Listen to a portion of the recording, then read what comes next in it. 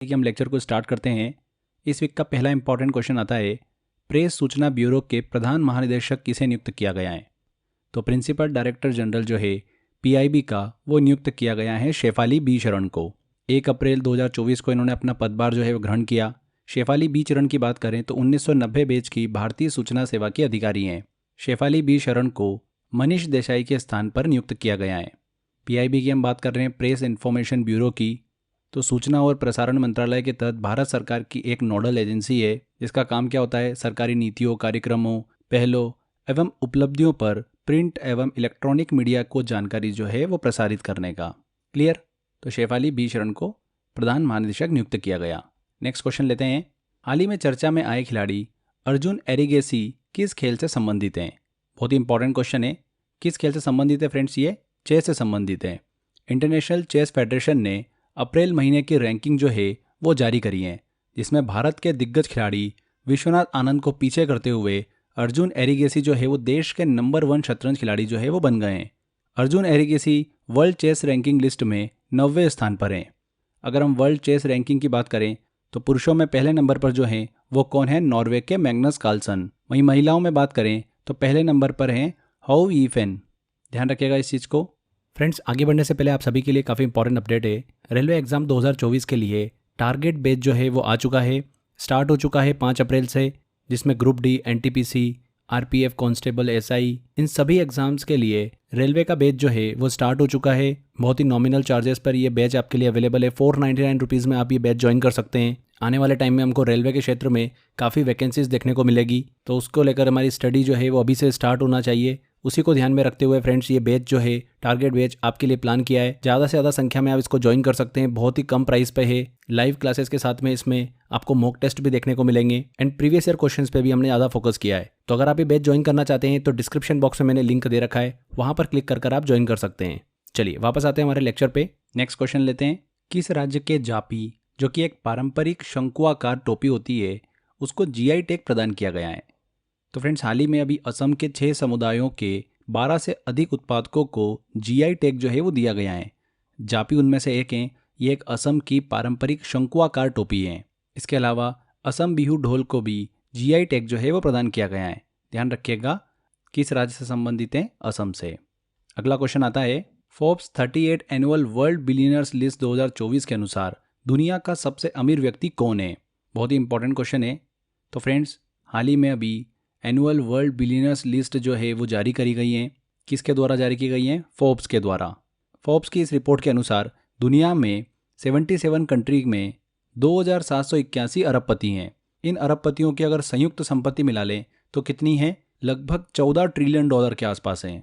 अगर इस लिस्ट में हम पहले स्थान की बात करें तो फ्रांस के बर्नार्ड अर्नॉल्ड एंड फैमिली वो पहले नंबर पर हैं, जिनके पास लगभग 233 बिलियन डॉलर कैपिटल मौजूद हैं। अगर इस लिस्ट में हम बात करें तो फ्रेंड्स, ध्यान रखिएगा, रिलायंस इंडस्ट्रीज लिमिटेड के अध्यक्ष और सह प्रबंध निदेशक जो हैं मुकेश अंबानी, वो टॉप 10 अरबपतियों की सूची में जगह बनाने में कामयाब हुए हैं। इस सूची में मुकेश अंबानी जो है वो 90वें स्थान पर हैं। इस फोर्ब्स की रिपोर्ट में एक और इंटरेस्टिंग चीज़ है, 37 साल की उम्र में ज़ेरोदा के जो सह संस्थापक हैं निखिल कामत, वो इस फोर्ब्स की सूची में सबसे कम उम्र के भारतीय अरबपति हैं। तो ये चीज़ भी आप दिमाग में रखिएगा। टॉप 3 देखें हम तो पहले नंबर पर Bernard Arnault and family, second number पर एलॉन मस्क, तीसरे नंबर पर जेफ बेजोस। तो ये टॉप 3 का क्रम है। यहाँ पर टॉप की बात हो रही है। फर्स्ट नंबर पर हैं Bernard Arnault and family. A answer.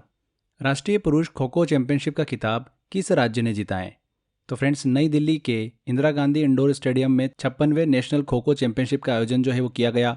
Maharashtra की टीम ने रेलवे की टीम को हराकर 56वीं राष्ट्रीय खो खो चैंपियनशिप जो है वो अपने नाम करी है। ध्यान रखिएगा, पुरुषों में जो विजेता रहा है वो रहा है महाराष्ट्र, और महिलाओं में भी बात करें तो भी महाराष्ट्र की टीम जो है वो विजेता रही है। तो यहाँ पर सी आंसर हमारा बिल्कुल सही होगा।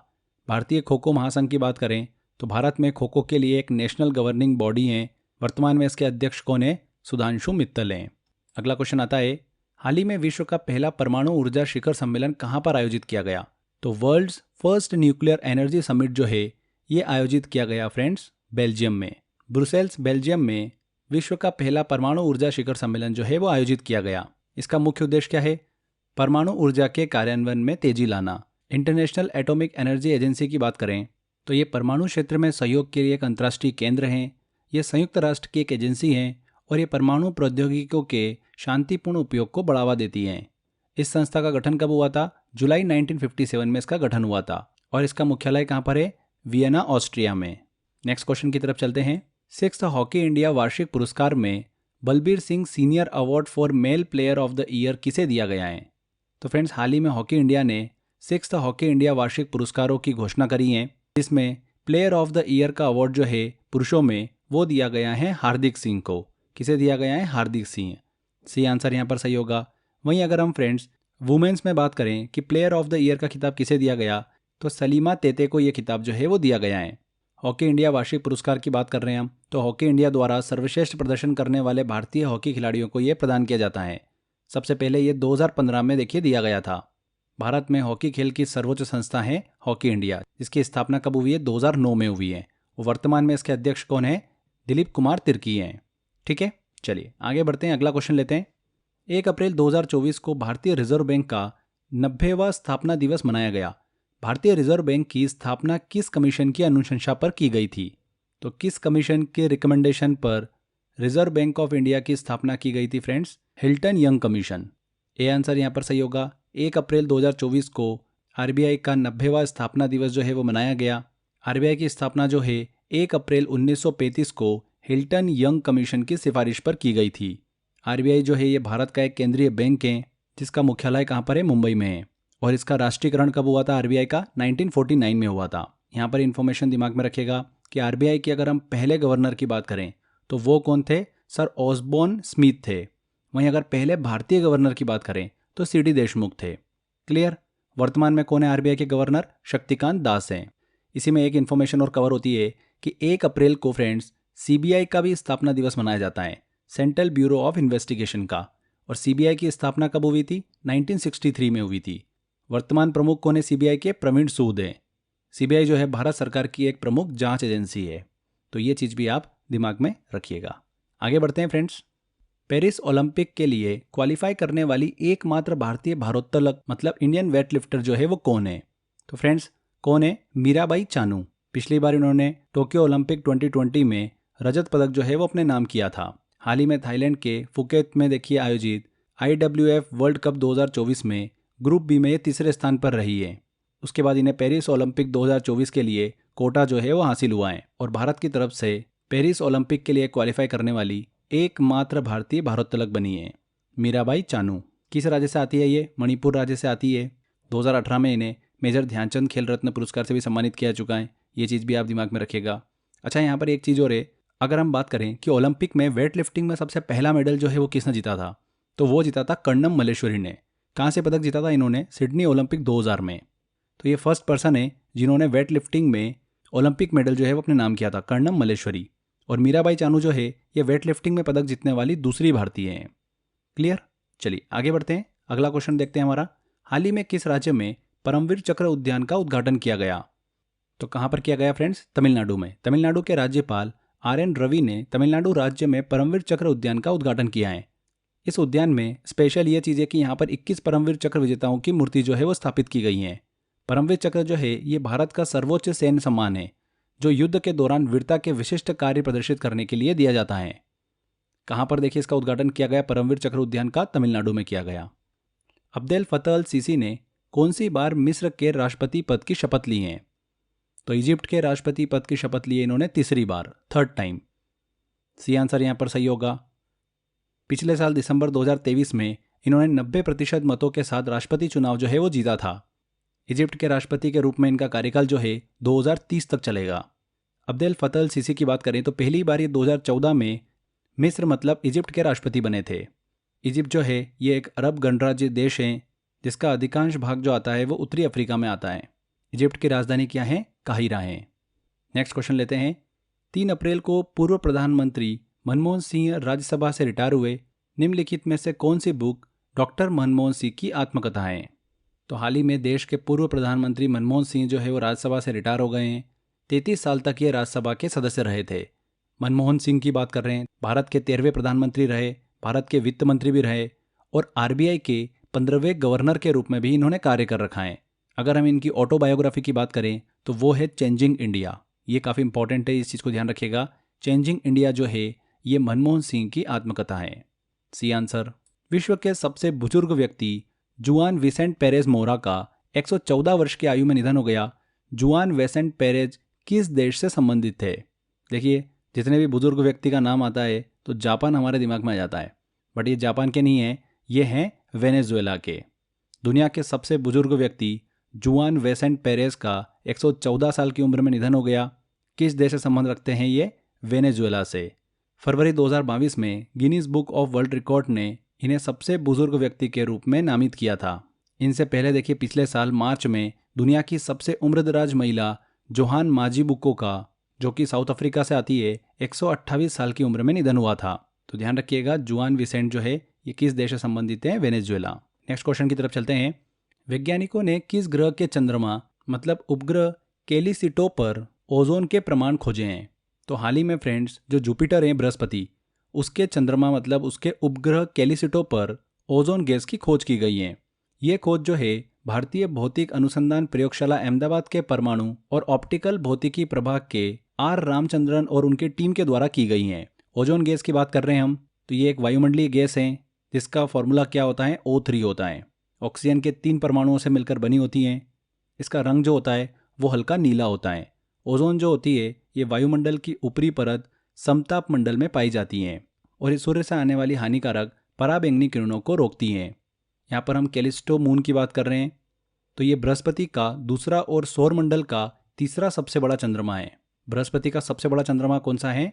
गैनीमीड है। और ये पूरे सौरमंडल का सबसे बड़ा उपग्रह भी है। ठीक है, यहाँ पर जुपिटर बिल्कुल सही आंसर होगा, बी। नेक्स्ट क्वेश्चन लेते हैं। भारतीय निर्वाचन आयोग ने लोकसभा चुनाव 2024 के लिए किसे यूथ आइकन घोषित किया है?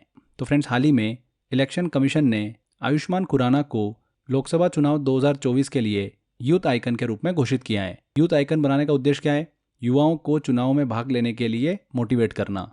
यहाँ पर आयुष्मान खुराना बिल्कुल सही आंसर होगा। अगला क्वेश्चन लेते हैं।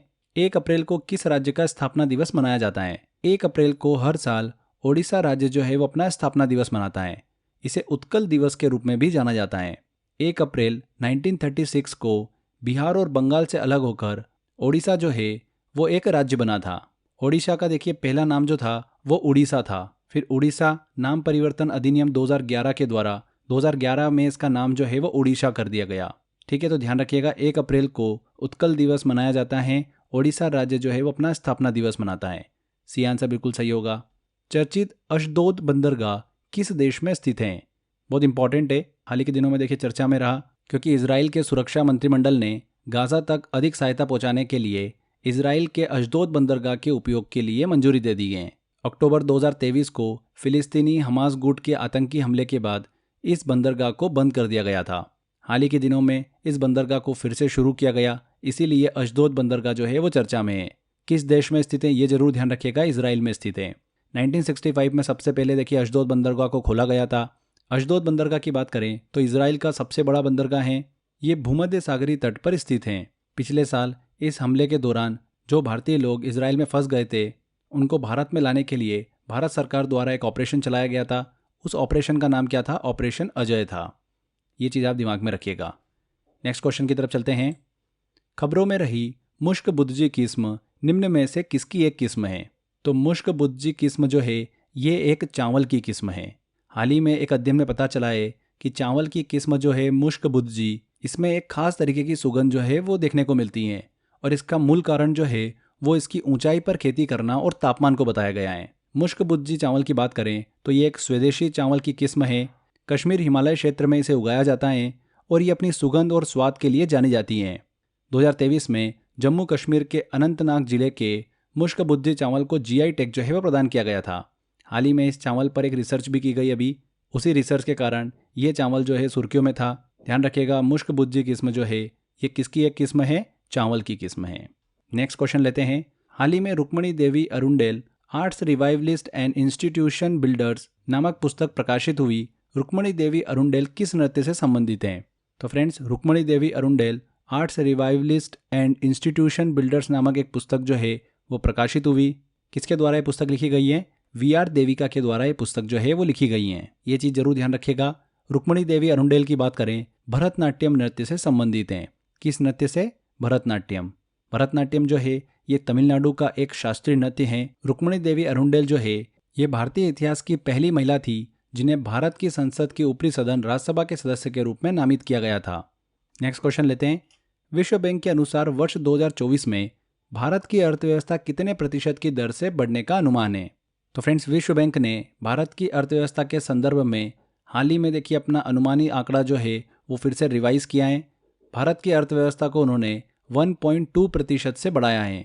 2024 में देखिए भारत की अर्थव्यवस्था 7.5% की दर से बढ़ने का उन्होंने अनुमान लगाया है।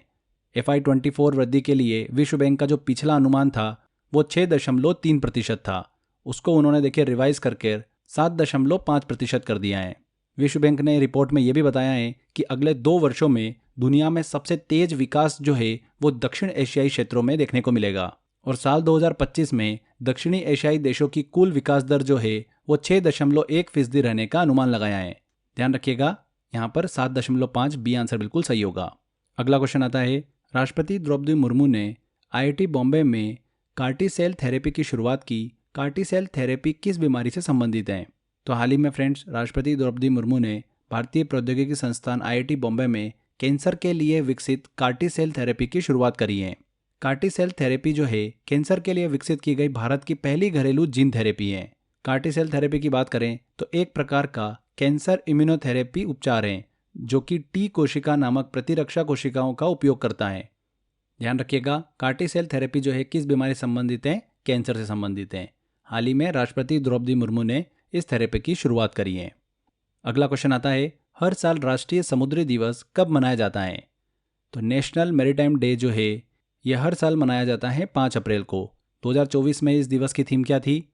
Navigating the future, safety first. ये ध्यान रखिएगा, इंपॉर्टेंट है। राष्ट्रीय समुद्री दिवस पहली बार 5 अप्रैल 1964 को मनाया गया था।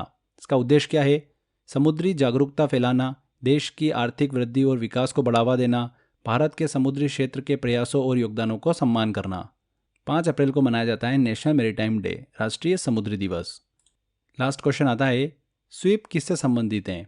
तो फ्रेंड्स, स्वीप जो है ये व्यवस्थित मतदाता शिक्षा और चुनावी भागीदारी कार्यक्रम से जुड़ा हुआ है। ये भारत निर्वाचन आयोग का एक प्रमुख कार्यक्रम है। इसका संबंध किससे है? मतदाता जागरूकता कार्यक्रम से इसका संबंध है। स्वीप एक मोटो भी जारी किया गया, मजबूत लोकतंत्र सबकी भागीदारी। ये भारत में मतदाता शिक्षा, मतदाता जागरूकता का प्रचार प्रसार करने और मतदाता की जानकारी बढ़ाने के लिए एक प्रमुख कार्यक्रम है। ध्यान रखिएगा फ्रेंड्स, एक मतदाता जागरूकता कार्यक्रम है, वोटर अवेयरनेस प्रोग्राम है। ये आंसर यहाँ पर बिल्कुल सही होगा। तो यहाँ पर फ्रेंड्स हमारे 1 अप्रैल से लेकर 7 अप्रैल तक के सभी इंपॉर्टेंट करंट अफेयर कंप्लीट होते हैं। आई होप आपने वीडियो को ध्यान से देखा होगा। फ्रेंड्स, अगर आपको मंथली करंट अफेयर का PDF लेना है तो आप crazy GK trick application download कर लीजिए, वहाँ पर मिल जाएगा।